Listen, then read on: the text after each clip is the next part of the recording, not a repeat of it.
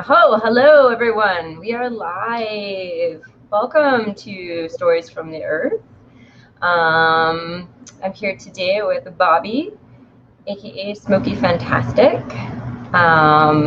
And we are going to talk about herbs and tarot and lots of stuff. Bobbi is amazing and does lots of stuff.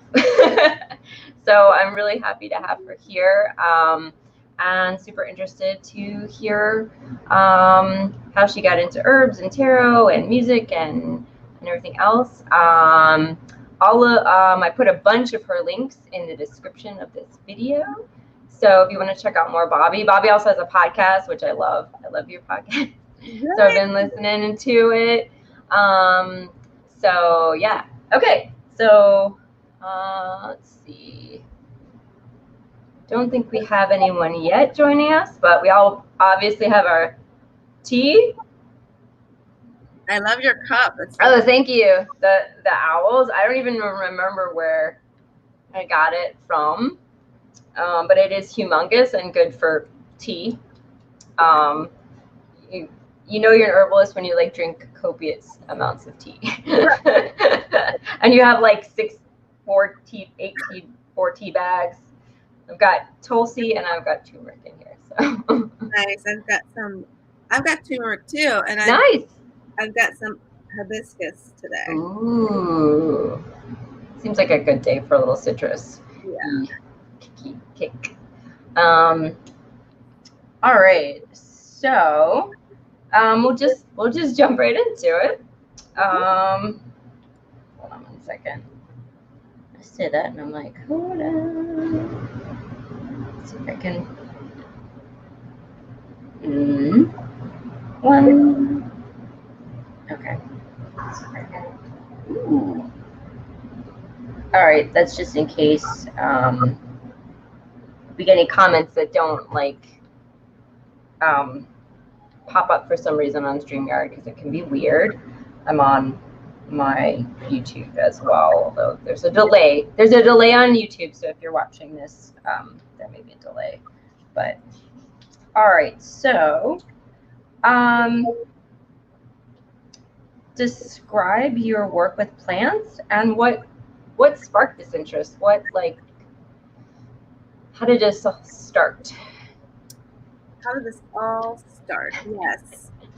Well, I was working as an environmentalist, teaching people about renewable energy in New York City. I was in a group called the Green Circus. And so it was super fun. We're doing theater, multimedia teaching. So we're teaching. Wow. Not only we're teaching people about renewable energy, but we're also teaching people yoga and meditation, because we thought all those things were going to build solidarity, and also to just connecting people to the earth would build solidarity. And so through that, so here I am working in New York City, and we did the Green Circus about 3-4 years. Ran away with the circus. And, so I'm writing, directing, teaching, and it got really good for us. We got a lot of gigs and stuff like that. But then towards the end of my time in New York City, I kept going, wow, man, I'm working for the earth, but I don't really feel like I know her. And definitely just being in New York City, I spent a lot of time in Prospect Park and a lot of time in Central Park. You're still not really getting your, right. You're not able to go as deep as you could. So when I left New York City, I moved back to Pittsburgh, where I lived in the suburbs and had a yard. And for me, like, having a yard was like, oh my God, it's like I'm living in the park, But I had asked, I said, okay, well, I asked Mother Nature, I said, I want to go deeper with you and I want to learn more. And so about a year after of living in Pittsburgh, and as you guys may know or may not know, but I'm also a psychic and a medium, right? And so after a year of living in Pittsburgh, I started to grow my own food and to experiment with permaculture and stuff like that. and just fall in love with nature. Just everything about it was just an act of falling in love, like growing sprouts and seeing my sprouts grow pea sprouts. And so I'm like, oh my God, sprouts. I grew something. Yeah, they're so God. cute. Yeah, just stuff like Yeah. that. Yeah. It just made me so happy and gave me so much joy, you know? But, so, you know, so I had that connection that was starting to happen. And then, you know, about a year or a year and a half into it, one day I walked through my yard and this other plant was growing that I had never seen before. And it said, "Hi, you can eat me." Woo. Just like that. Just like that. I'm like, Woo. I've never seen you in the yard before. You look like a weed. You're saying that you can eat me. Okay. And so I go inside and I just kind of like, and I was a little bit like, that plant just said that you can eat me, you know? And so I go inside and I kind of forget about it. And then, and stuff like this happens to me all the time. So that's why I just kind of forget about it. I just have to put it on the side of my brain because there's so many things going on. So then I look online and someone is writing about this invasive plant that it's called otherwise called mustard greens or something like that. Okay, yeah. That, oh yeah, take it out of the yards and this, that, and the other. Oh, you got to get rid of that plant. And I'm like, wait a minute, that's the plant that said that I should eat it. So I did research on it, and it was like, oh yeah, if you eat this, you could get like all the medicine, all the food, all the vitamins are in this plant growing in the yard. So I'm like, wow, that's amazing. And so that was one of my first plant communications that had happened. That was just direct, and what I call very clear telepathic communications. And most plants that I'm speaking with are really clear on the telepathy. And so, yes, that was the first one. And then after that, I started really getting into foraging. And I had a teacher. Her name is Brooke Smokeland, and she's an amazing. We went on wild walks and stuff, and she started introducing me to the plants. And the first plant that she introduced me to was motherwort. And with motherwort, I had an amazing experience. We sat down and we prayed to the plant, and when we prayed to the plant, there was this merging that happened, and she began to speak to me just so very clearly. It was like somebody giving you a big hug. And I was like, oh, wow, this is amazing. She said, you're going to meet so many other plant friends, plant families. I'm like, okay. Okay. I'm like crying though, like, what's going on? And so I go, yeah. It's amazing. I go home and we harvest the plant, you know, and I go home and I started to clean it. And as I'm like, have the leaves in my hand, I started to really feel the vibration of the plant and really feel high.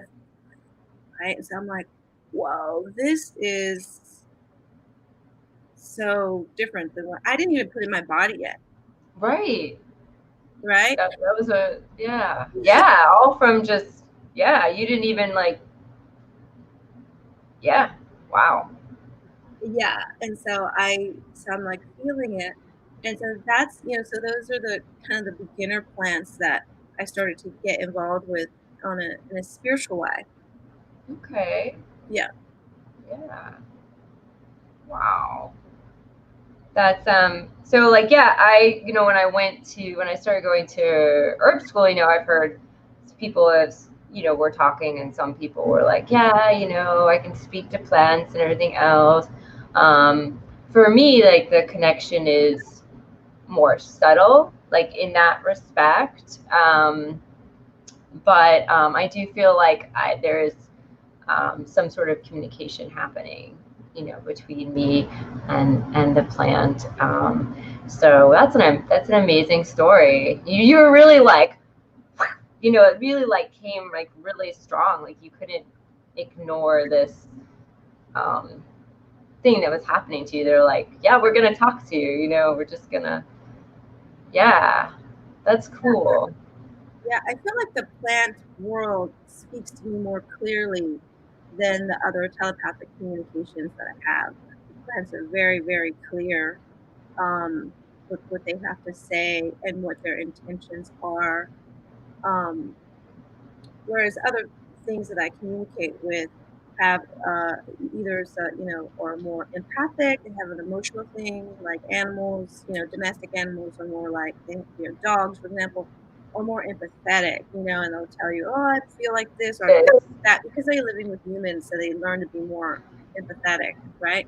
But plants are very sovereign in how they speak. They're very they know who they are and what they're doing and what they're here for, but they also have they're very happy to interact. So even if you can't hear them, if you interact with them, they do feel your vibration. Yeah, I got an echo. I don't know why it's echoing. Can you hear that? No. Okay. So I just want to say hello to my friend Heather, who is here watching. Hi, Heather. She says hi. And I just want to say, if anyone else is with us, if you have a question for Bobbi, just put it in bold in the chat, and I'll just, I'm going to save them all to the end, and we'll just ask them. So, but welcome everyone who is here. So I was born in New York. So, and I lived in Brooklyn. My parents are from New York till I was 9, and we moved here. So we lived right, a couple blocks from Prospect Park. I believe that. Because we were in Brooklyn. So I know that park, and I can understand, like, it is. I can definitely understand what you're talking about, like how like you can get connection there, but you have so much city around you that it's muted. Whereas like when you come out here, or my parents moved me like outside of Weaverville, which is we are both in Asheville, so like it's still a very green city. Like there's still plenty of wonderful like greenness here. But when you even go farther out, it's just like, it's like the biggest thing there. It's just this nature, this green, like it's just like you're in like a different world. I just remember it was very impactful when I moved here, and wow. And it was quite a change.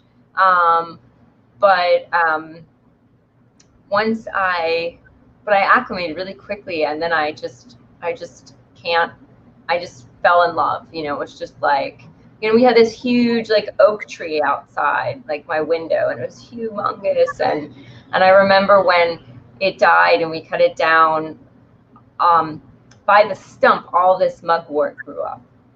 And it was just such a bad, like it felt like that was such like a guardian tree, and like then the mugwort is just so like, I love mugwort. I find it very just a magical plant.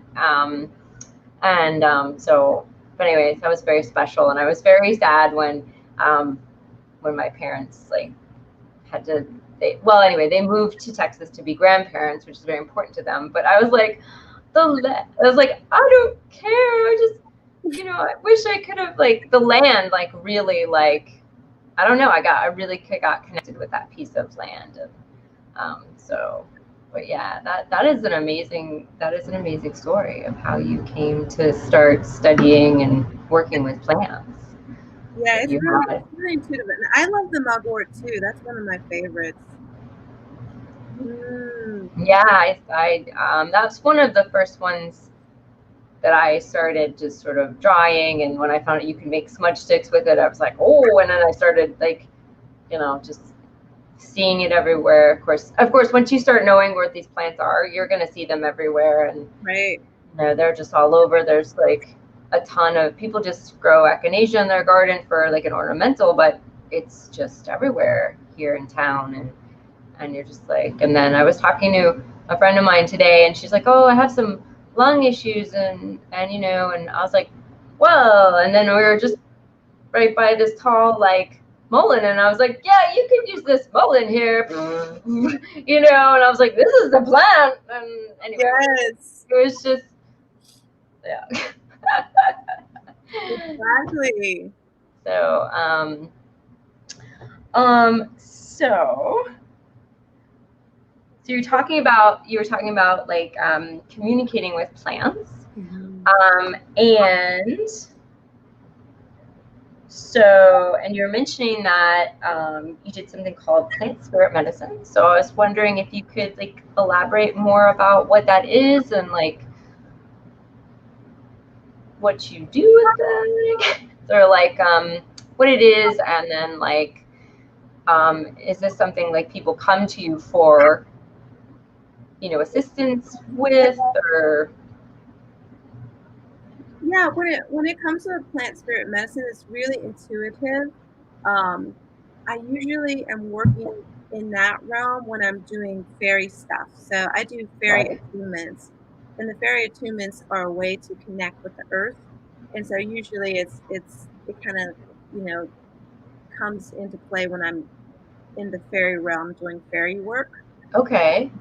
Or, you know, whenever, you know, if I'm working with somebody who is working with the earth, then those beings will come through to work with them. But the way it works is that, or the way I've been synthesizing it right now, is understanding the direct communication from the plant spiritually and the medicine that it has to give you on a spiritual level and the physical level, spiritual, emotional, physical level, right? So it's more multidimensional. So it's not just the physical, right? And also these plants also have a lore. So mugwort, for example. So we may know that it will help you with your dreams or help you become lucid in your dream state. We know what it does for you physically, but it also is a protector plant. So that's why you can make smudges out of it and smudge it around your home, right? Because it's a protector plant. So isn't it interesting that it helps you in your dreams, but it's also a protector plant? So that means that when you're going in your dreams, this plant is protecting you when you're going into the astral plane, which is really important for you not to be wide open, right? So it's kind of like a classroom. So you're going to the astral plane in the mugwort classroom where everything is contained by the mugwort, and you can see what's going on and be awake to what's going on by the mugwort, right? Where if you just went into the astral plane by yourself, you would be not so much guided. Okay, well, I'm not saying that you wouldn't be guided, but here you're guided. Here you're guided, right? By this plant that's going, okay, I'm going to hold space for you here. I'm going to hold sacred space for you here to show you more about yourself. As a lot of the plants do that, right? A lot of plants are going to show you more about yourself and what's going on with you. So it can do that physically if you physically put it in your body with plant spirit communication. Once again, you can merge with the plant without having to put it in your body. And sometimes that's necessary depending on your level of sensitivity to the plant. So somebody might be sensitive enough, or they might be allergic to poison ivy. But yet poison ivy is a protector plant. It protects all the other plants growing underneath it. So it's really important to understand what that plant is. And if you merge with poison ivy without putting it on you, right? Right. Then you've got this protector plant helping you. So for example, if you had a creative project that you were working on, but you didn't want to get distracted. Mm-hmm. Okay. Right? So this is not like a scary protection, like I'm scared of people, but this is just a plain old, like, I don't want to be distracted. I'm just working on this thing. I got a lot of distractions. I'm going to merge with the poison ivy so that I can grow what I'm working on underneath it. Okay. Nice. Okay, that's cool. Right? Yeah. And if there are distractions, then it'll feel like I can repel it. Or right? Or won't come near it. I definitely like that I you know, I'd say with my ADD, I could definitely see the value in working with a plant like that, you know, because some days, you know, I can focus in, and some days it's like everything else, and it's just all over the place. But some days that's good. You want that, you know, you can, you know, that's useful, you know, to be able to sort of go everywhere and, you know, bring everything back together. But some days you're like, I just need to go and do this thing. And but I have, you know, I myself have been working with plants for many years, but I know, this is something I love about the plants, is that they work on multi-dimensions. You know, you have the mind, you have the body, you have this spirit area, but it's not something that I've really dive that deep into. I've got, let's see, I have it with me. Yeah, I've got this book here, which you probably have heard of. Yes. The Illustrated Herbiary, and that's what I love about this book, because it does speak a little bit to that, and you have like little rituals and little meditations and stuff that, you know, talks about this other aspect of these plants, you know, and it touches on a tiny bit of the herbal physical, but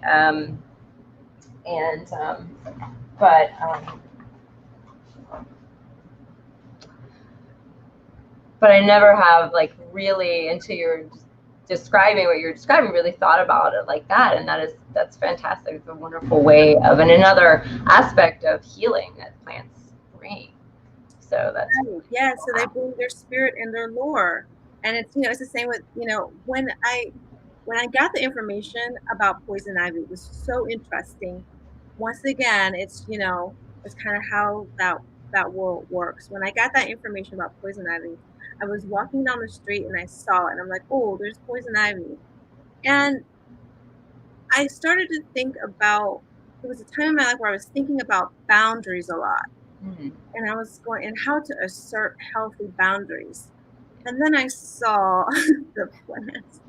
You're like, I was like, oh, okay, oh. thank you.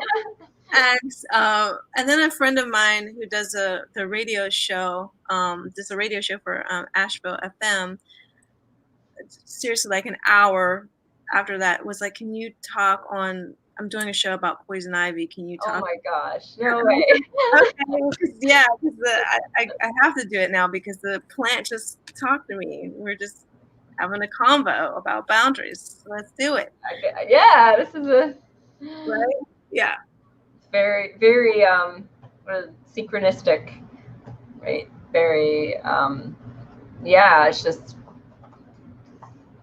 yeah, that's. Yeah.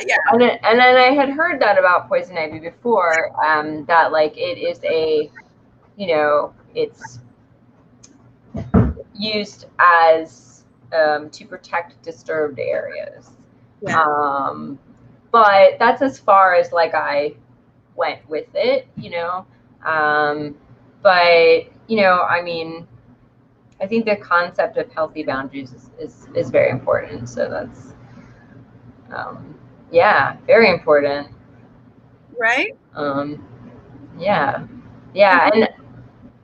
and then it just goes back to, like, even like some of the plants that are considered by a large amount of people not very useful. you know, and especially like poison ivy, you're like, oh my gosh, I'm going to get like a rash. And, you know, and my friend used to get like big blisters, and, you know, some people are very allergic, and you think, whoa, that's not any use. But I think, I mean, and I definitely feel like all plants have a use. So, Yes. you know, you just don't want to be like, no, that's just a weed, because, you know, I mean, even just a flower that looks really pretty to us, you know, has some use for some insect or something. You know, it has some use, even if it's not like a medicinal, but so. Right. It's all alive. The Yeah. earth is alive. Yeah. It's multidimensional, and the earth is like the cool thing about it is like a library of information. There's so much information, and you're always learning. You Yes. know, always a new plant. There's always a new something to There, learn about. there is, because like I went up to my friend Ellen's land where I do most of my well crafting on, and I was gonna get some mugwort to make some infused oils, and she had the mugwort had taken over her garden, so she had which I loved. I was like, this is perfect. I need like, I mean, I don't see the issue here, you know. She's got a rather large garden, so she had tarped it, but there was some mugwort on the side still. So I was like, okay, there's gonna be some mugwort, but when I got there wasn't any. There wasn't any really. It just looked like it. And because of all the rain this year, I got into things a lot later. So anyway, so it just wasn't in the best shape to make oil from, and there wasn't a lot of it. So I was like, okay, but what was on the hill was yarrow, and I hadn't really worked with yarrow before, you know. So I'm like, all right, I'm gonna get some yarrow, I'm gonna make some oil, I'm gonna dry some. And so I'm like, okay, that's the plan I'm using, you know. I mean, I still have some mugwort oil, so it's not like, you know, I've got mugwort smudge sticks from last year. I've got some mugwort, like, so yeah. And I'm going to just say hi to Sonia. Hello, Sonia. How are you? Thank you for joining us. And Heather says her comment was, oh, fairies, wonderful. Heather loves fairies. So just on that note, woo. And then Sonia says, we have one plant that we call coffee plant. It stinks and it is invasive and it can kill livestock if they eat it. I can't find any use for it. Well, I mean, there are some that are definitely, yeah, but I'm sure there is still a use. Yeah, it could be something that's more of a spiritual use. You could research the plant and ask, what is the magical meaning behind this plant?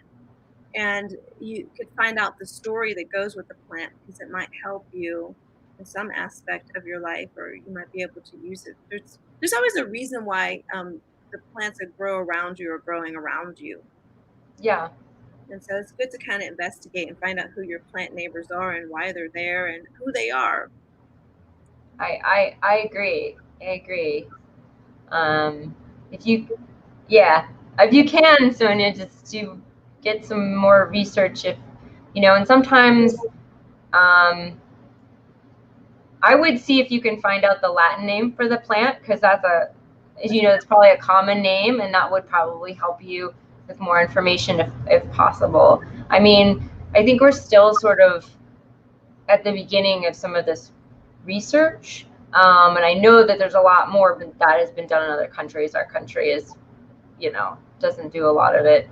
And you could possibly look up, if you want to look up studies, if you can find the Latin name of the plant, then look up studies. You can go to PubMed, and they have all of the studies that have been done in all the countries on pretty much like the internal use of the plant. So anyway, I digress, but so then maybe that's some more ideas for you. Yeah, when I was in Texas visiting my parents, there was a ton of cleavers. So, and it's in Texas, has a spring. I was in there for the spring, so I found some chickweed and cleavers, and so I was thinking, maybe people in Texas need some lymph action going on, and but that was my thought that I kept thinking, because some of these plants that grow in more wetter climates were there, even in Texas, in the desert. So yeah. Wow, it's interesting. Yeah, I really love the yarrow. I love all the plants that grow through the cracks. Yeah. If you see them on the street and they're growing through the cracks of the pavement, they're so strong, and they just take over. They're like, we don't care if we put concrete down. We're gonna just grow through that.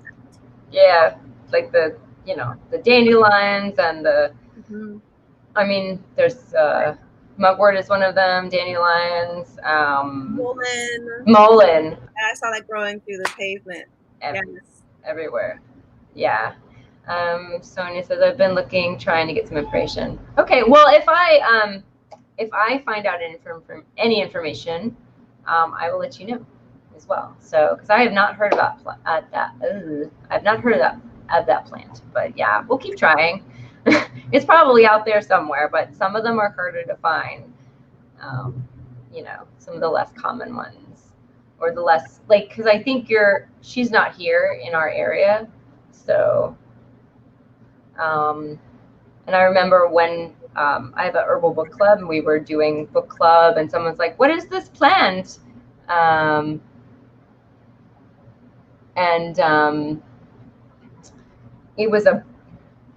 It was a bush that livestock used. They ate it, right? They used it. It was a sheep, and they used it to shelter under, but it didn't grow in this country. So, and she was from Ireland. So she was like, "What is this plant?" And we went on this whole journey, and I was like, "Oh, it doesn't grow here, but cool." So,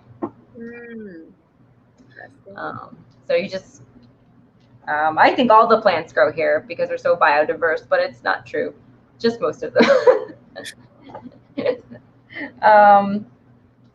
All right. So I was going to ask how you learned plant spirit medicine, but I think you might have sort of answered that question. And it just by the plants talking to you. Yep. I learned plant spirit medicine by the plants talking to me. Basically, they tell me who they are, what they're doing. They're very clear teachers. Yeah, and it's an ongoing, process. Yeah. The rewards are that I get to connect to the earth more. It's a confirmation that we're all connected constantly.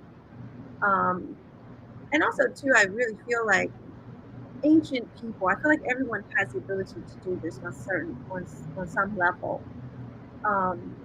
But I feel like ancient people must have did this. How else would they know what plants to eat and what plants for medicine? Unless the plants were communicating with them. Or they did a lot of awful trial and error. So I like the idea of plants communicating better than, this person didn't get sick from this plant, so we're not going to use it. Right.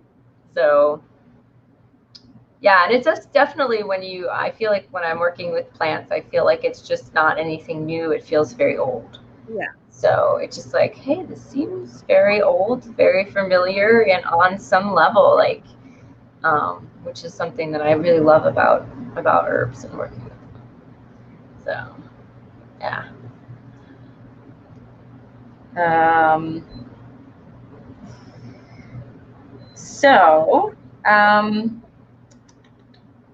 I have someone here saying, "Where's the wheatgrass?" Where's the what? Wheatgrass. Where's the wheatgrass? Yeah, on my Instagram. I had some wheatgrass this morning. I love wheatgrass. It's very good. Oh. It's very good. You have to make sure that that when you eat it, that it's fresh and it's organic, and it won't be so bitter. Usually, it's sweet when It's you. sweet. Sometimes it can be bitter, and sometimes it's hard on your stomach. That's if it's moldy. If it's like that. Other than that, wheatgrass it's a cell cleaner and also a cell builder at the same time. So it's very, very good. I mean, I would agree. For me though, I have like a wheat sensitivity, so it's not right for me. But yeah, definitely, and I um yeah, I think it's pretty awesome. So, and I can imagine it's pretty strong because I see those little tiny green shots people have, and it's just like, you know. I sometimes I could smell wheatgrass, like like a block away. I'm like, ooh, there's wheatgrass, and woo, Woo, yeah, yeah. But I'm just a fan of that, strong stuff. So sometimes you need it. Sometimes you need it. And these days, why not? Do what you can. yeah, yeah. Cool. Oh, Heather, wheatgrass shots? Question mark. Yeah, we went on a wheatgrass tangent. I don't know. Heather likes to. She's a member of my herbal book club, so we chat a lot. But she loves to make, like herbal, like food / medicine stuff. And she'll, every time we come across something like new recipe, she'll make it. And what did we make? We made oh my gosh, I can't remember.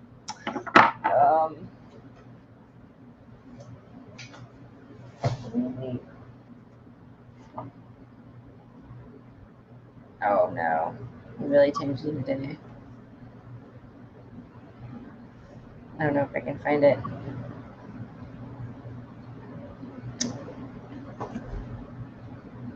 Heather, what did we make? Okay, never mind. I'm going to try to stay on task. All right, let's try to stay focused. Anyway, we made something, and it was an herbal preparation that I've never heard of. It's like honey and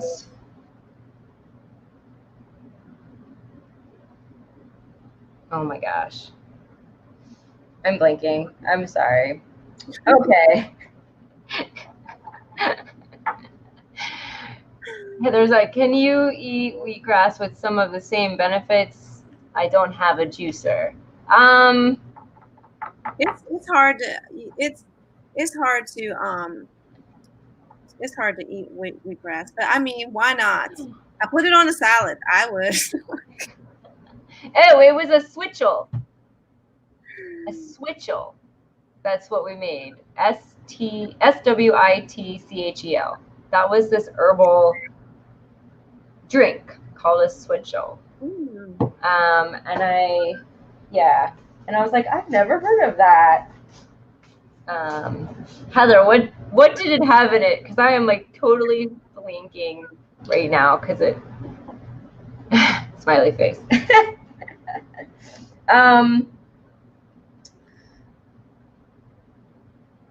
see. What? Now this one might be hard. So to pick one, you did mention a couple. So what is your favorite herbs to work with? Or like, are you working with something right now specifically that you're really excited about? Or do you have some that you feel like you just always have like an affinity for and have just sort of been with you for a while that you just Yeah, I work, well, let's see. Yeah, I mean, there's so many plants that I'm working with all the time. And like, and just even psychically, as you say that, the plants are like, me, talk about me, talk about me, talk about me, yeah, I know. Talk about me. But the one that I've taken evening primrose for years, and it's helped me so much as a woman. I remember someone told me to take it. And it took me 5 years before I finally took it. But it changed my life totally because I didn't have my periods were like so short, like just 3 days. They came right on time. I didn't have cramps. I didn't have, um, you know, PMS. Evening primrose. Okay. And I've taken that for years and years. I'm still taking that. It's amazing. It makes your skin look great. Um, and I got tired of having PMS. I also didn't have cramps anymore. So wow, Wow. yay, evening primrose. And just like I said, somebody told me to take it. I remember this woman told me to take it because I said, "Oh, I'm having PMS," and she said, "Girl, take the evening primrose." And you did. I did 5 years later, but after Like, that, I should take it. take stuff. People tell me to take stuff. Listen. Well, it's not like, I mean, we're still very it's still very unusual, I think, for us to think about taking a plant like for medicine. I think for a lot of us, it's still like not, I mean, I feel like it should be the first thing we're grabbing. But like, we still got that because we grew up with the predominantly, you go to the doctor, you take a pill. And maybe not for everyone, because I think people are, maybe more fortunate to grow up and have more of an herbal tradition in their family. Right. But I think that I think it's a bit odd for a lot of people, and perhaps I know for why I did grow up, my mom was always like, I did grow up with, taking echinacea and so I was a little more familiar with the concept. I don't know if this is so I can see why maybe it took you a bit to decide to do that. Yeah. That might not be the reason.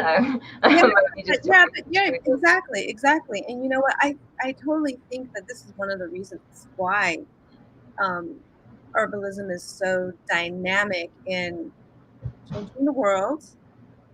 It is dynamic in creating solidarity, and we need medicine right now.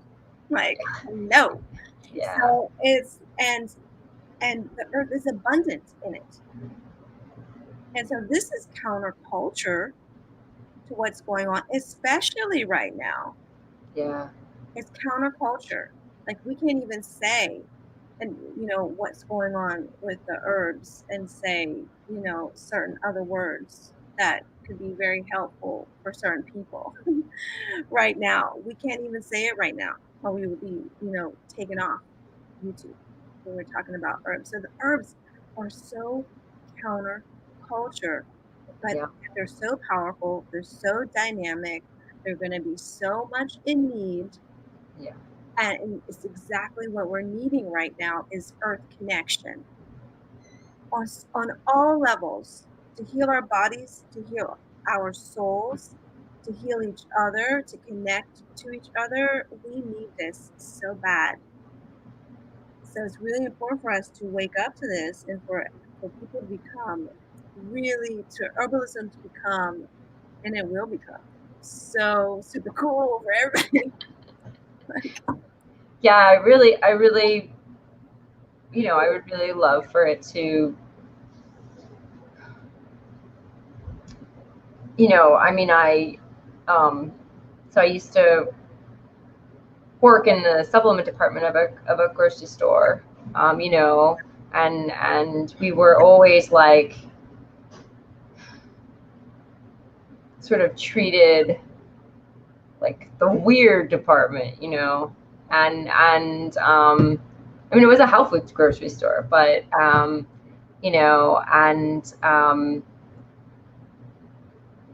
I just and I would like for herbalism to be more accepted and more like integrated in a way where like it's because, you know, you have your Western medicine, which is really good if you need like surgery, if you need like someone to look inside you and see what's going on, in a way where we have all these like diagnostic tools. But you need, I feel like where herbalism comes in is all that supportive stuff and all that preventative medicine, so that you won't need the surgery most of the time. You won't get to the point where you have to take the pharmaceutical, but it is also nice that it is there. So I feel like we're missing like a whole important chunk of our healthcare. And I'd love for it to be more mainstream, but not to the detriment of what herbalism is, you know, and I just I think really love that. A lot of it has to do with how we look at where we are with fear, a fear and lack mentality. And that comes from the mentality that we are not enough and we don't have enough. And therefore, we're not worthy of certain things. So, because I've talked to certain herbalists who will not tell certain information because they don't want people eating up all the mugwort or whatever. And it's like, you can't eat all the, I have seen like soccer fields full, like a carpet of mugwort, they just mow it, but it's mugwort. I literally like, oh my gosh, you cannot. Right, exactly. The earth is abundant and there's so much for us. And we don't even have to have that much medicine or food. When you eat wild food, you only need a little bit and all of a sudden you're filled up. So it's like you don't need a lot. Like, you know, here in our society you think you need all of this stuff in order to thrive and survive. And that is a lack mentality, that is group think, that's not sovereign thinking, or thinking, okay, what do I truly need for my body? It's going to be different than what other people need. Right. It's going to be just as diverse as all of the plants that we have here. We are just as diverse. And when we are in alignment to what was really truly needed for ourselves, you will see that there is enough. We have enough. There is medicine. So it's just, you know, it's a really interesting, you know, times that we're living in. Yeah. And the herbalist, please share your information with people. You're super generous, and we need you. Well, I mean, part of the reason I'm doing this is sort of trying to like, I feel like, you know, is to have this dialogue with herbalists, and to, you know, to sort of take off some of the mystery and have this conversation about plants and just include more people in it. You know, and you know, also like there's many ways to be an herbalist. There's many ways to be involved in the plant world and all that stuff. And I just think it's really important, and I to have this nice open, like it doesn't need to be closed and gated. It's, you know, it needs to be open for everybody to share, I think. Yeah. And I mean, I can understand why it's closed and gated. It's because people don't know how to act. You know, people don't respect the earth. And, you know, even right now with, you know, the seed sovereignty movement, they're, you know, doing genetic, you know, stuff to the seeds that we have. That's not a respect to the planet. That's like, okay, let's just make this, you know, science. Let's do some science on this and make this how we need it to be, instead of co-creating with what is actually happening. Right. So, you know, yeah, I can understand that, but it is the herbalism, is the people who are working with the earth who know how to interact with it, and so that also needs to be taught as well. So it's not just, okay, here are the herbs, but it's how do we interact with this herb? Right. How do we interact with the planet? I don't think we're taught that. We're not. I think people, and a lot of people are looking to learn that because they're like, something's going on with how I'm feeling, but I don't quite know. And I'm just sort of reaching out and trying to, you know, see explore what it might be. So Heather says that a switchel is vinegar, water, honey, mint, ginger, and strawberries. Ooh. And there's different kinds. There's different recipes. And it was, now I remember, since this is our book we're reading for Herbal Book Club. It's a Weed Wife's Remedy. And then we were reading the mint section. So, and was quite raucous. We had a good time with our friend Mint. So that sounds really good. That sounds healthy too. What is it again? It's strawberry. So yeah, it's vinegar, water, honey, mint, ginger, and strawberries. It's the recipe that Heather made, and it's like a nice like cooling summer thing, you know, like, and it looked really delicious. She said it was really yummy, but I thought I had heard of all the herbal preparations and stuff you could make, and no, because this Kiva, I think that's her name. She lives in New Mexico, and she really has she has just some different plants there that we don't have here. So there's a lot. It's been really an interesting read because she has got just a slightly different perspective on herbs and herbalism. The herbs she uses are somewhat different, and so yeah, it's cool. I mean, I like learning about this stuff, and I was just like, whoa, okay. You know, and she uses river mint. I'm like, well, I've never, heard of river mint, but makes sense that there's a mint that grows by the river, and there's so many different mints. And I think the most surprising thing was you think about mint and it's so common, but yet there was so much to dig into on this subject of just this little plant that everybody knows about. So anyway, but it's a good book. If you may have heard of, she does the Medicines for the Earth conference. I believe it's in Durango, Colorado. But I don't know if you've heard of her, but she's really, really cool. So,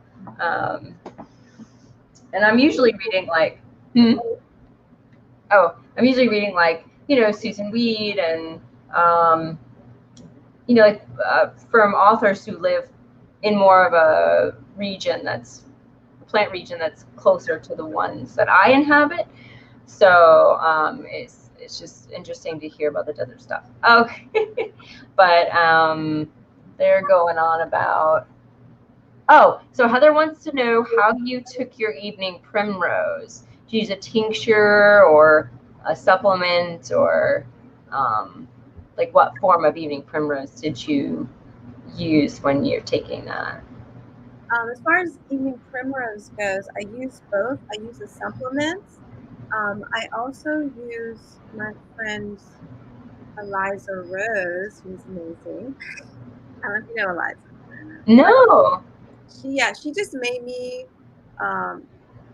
this really great. It has evening primrose, motherwort in it, little St. John's wort. So that's in a tincture, and Okay. I take that and the supplements. Okay. But yeah, if you're a lady, if you're a lady, no, if you're female or I don't know how to say things. You got the female parts. Look, if you got female parts, take the evening primrose. Or if you don't, and you know somebody who does, and they're suffering from PMS or cramps and stuff like that, and that's causing, because someone else is suffering can cause you suffering too. So say, hey, babe, yeah, evening primrose. I care about you. I care about you. I want you to feel good, because when you feel good, I feel good.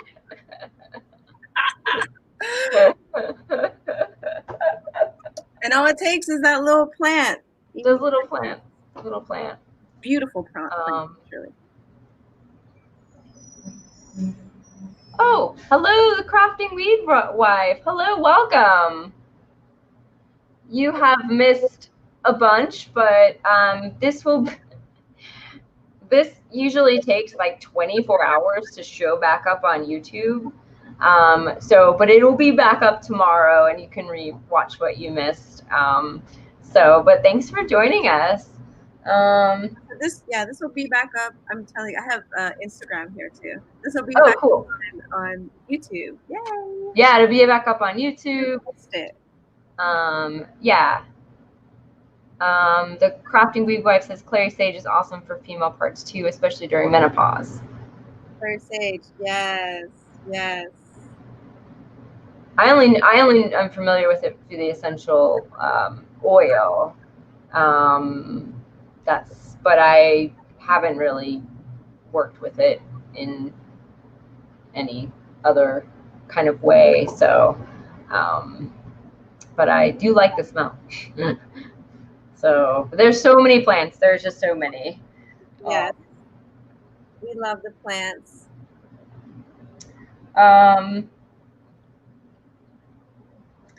So do you have a favorite herbal book,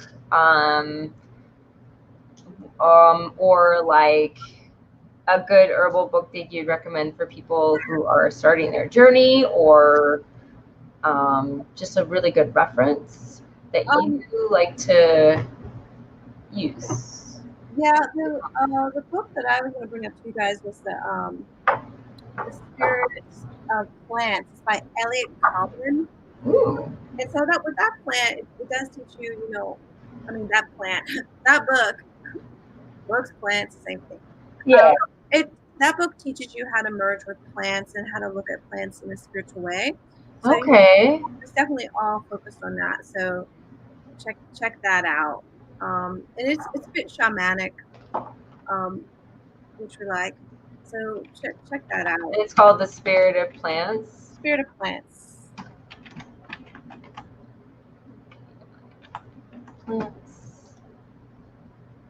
That was a real inspiration when I started to do plant communication. It was just kind of like a confirmation book, because I was already doing all the stuff, but it just kind of had it was a confirmation, and then it also had, he has his own language that he puts. That's cool. Together, the synthesis of everything. Okay. And who is that by again? Elliot Cohen. Okay.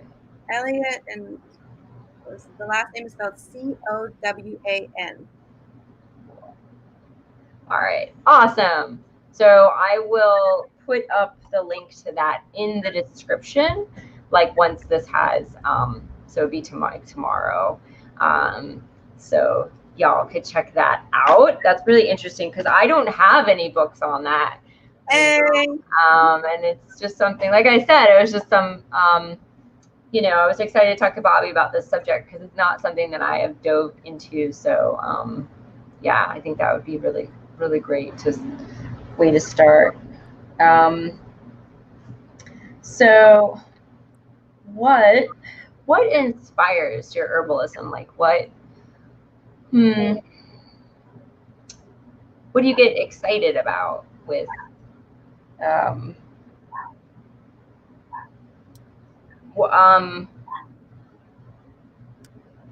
I just love the plants. I'm just a fairy, I get excited, and when I see plants growing now, and I just have to say that in the beginning, I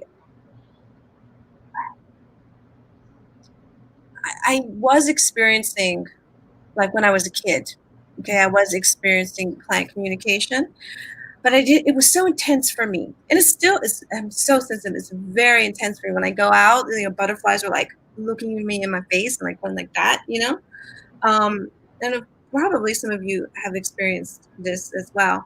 And so when I was a kid, I kind of was like scared to come outside. Oh, You know, because I was like, every time I come outside, there's a butterfly or something that's it's on just me. so much. It's just a lot of Yeah, activity, and nobody else knows about this except for me. right. Yeah. Right? Because Yeah, because of course, when you're young, how do you express as well? Like that might be yeah, the language. yeah. So everyone else is kind of like la la la la, and I'm kind of like, whoa, did you Yeah. see that big bug? Or did you see that thing just happen over there with that plant? You know what I mean? So as I grew up, I started to just not look, you know?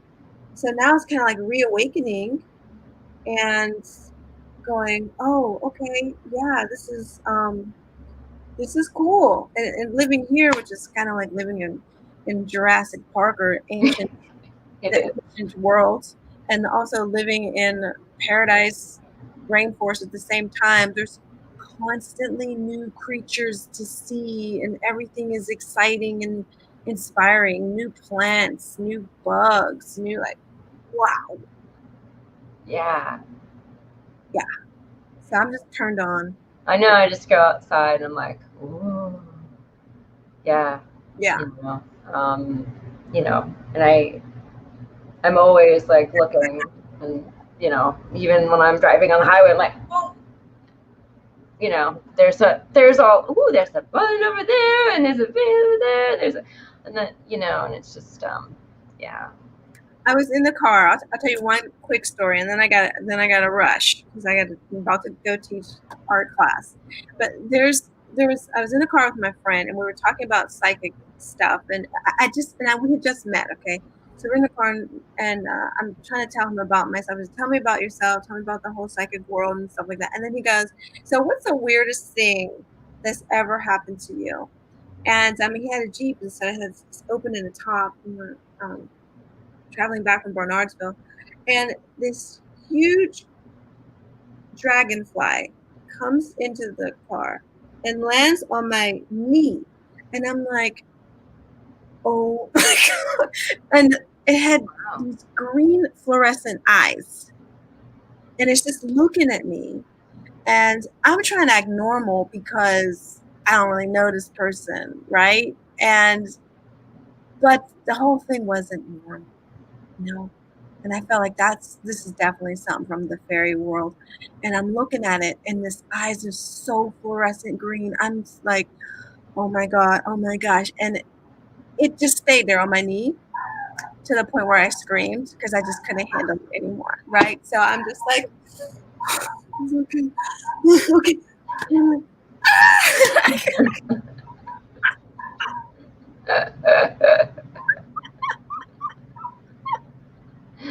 I'm like, what are you trying to say, fairy world?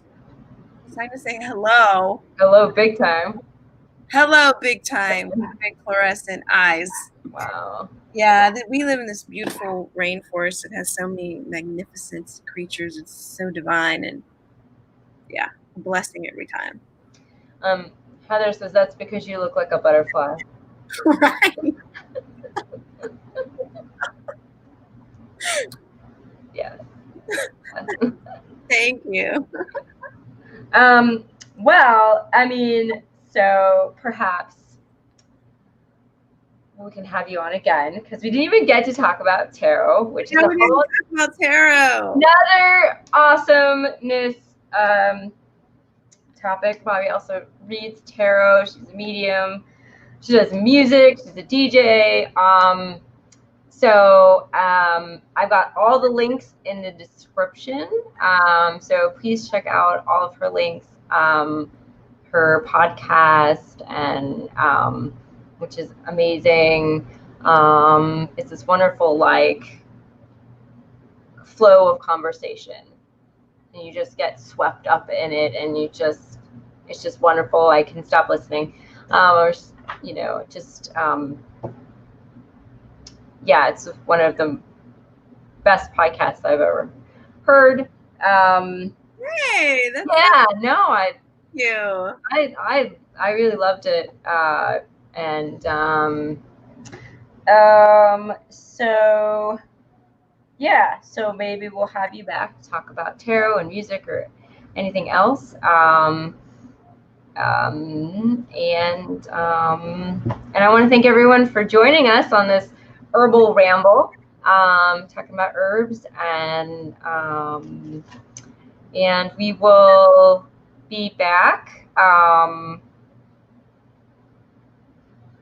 It's pretty much the first and second Tuesday of the month. So we'll be back at 1 p.m. Oh my gosh, what is it? Oh gosh, it's going to be the 18th. So look for that. Yeah. So I hope everyone has an awesome day. And bye. I'll talk to you later. Bye. Oh, Bobbi, I lost you. Uh-oh. Okay, it's just me.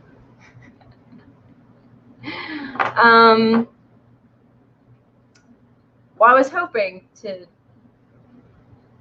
Okay, it's one of those days, y'all. So I'm going to thank everyone for coming again. And I will have information up on who's going to be the next guest. And I'm going to stop rambling because that's what type of day it is. And all right guys.